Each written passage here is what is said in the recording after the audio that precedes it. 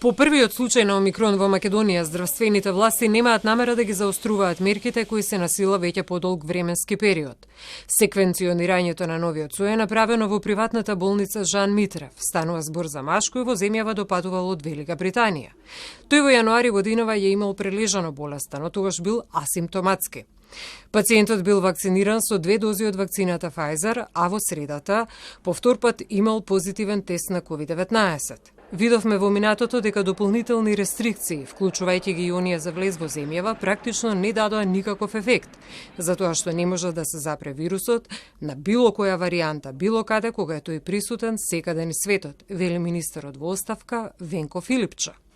Сметам дека потребата се прикаже сертификат за вакцинација или негативен ПСР тест на влегување во земјата, исто така и за излегување. Сите оние мерки кои што сега се на сила за влегување во угостителските објекти или секаде каде што има големи собери, рестрикцијата во однос на капацитетот на пополнетост на сите овие објекти е нешто што има логика и што треба да се почитува со цел да се спречи ширење не само на оваа варијанта на вирусот, туку и на било која што е тука присутна. Очигледно е, се поочигледно е дека оваа форма на варијанта на вирусот дава полесна клиничка слика, но во секој случај ја пратиме состојбата. Низ скопските кафулиња и ресторани раздвижено. Граѓаните со поделени ставови дали треба заострување на мерките во пресрет на празниците.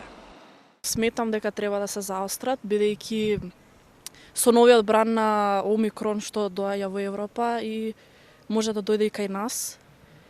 И сметам дека треба да се превземе нешто, бидејќи ако се остави така без рестрикции, дека ќе има некакви потоа бранови после Нова година. Мислам дека не треба да бидат построги мерките.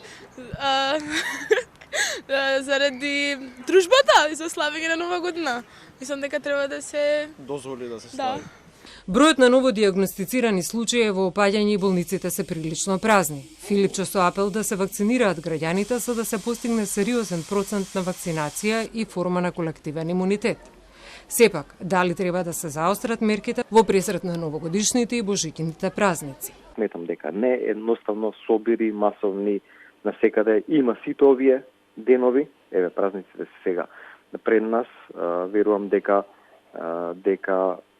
ако се почитуваат мерките, епидемиолошката ситуација ќе остане понатаму стабилна. Во нашите болници бројот на пациенти кои што е хоспитализиран во огромен процент е бројка на пациенти кои што не се вакцинирани. И тука веќе не станува збор за која од која варијанта на вирусот се заболени. Според последните податоци, досега се вакцинирани 50 до 55% од населението, доколку се исклучат најмладите категории на деца.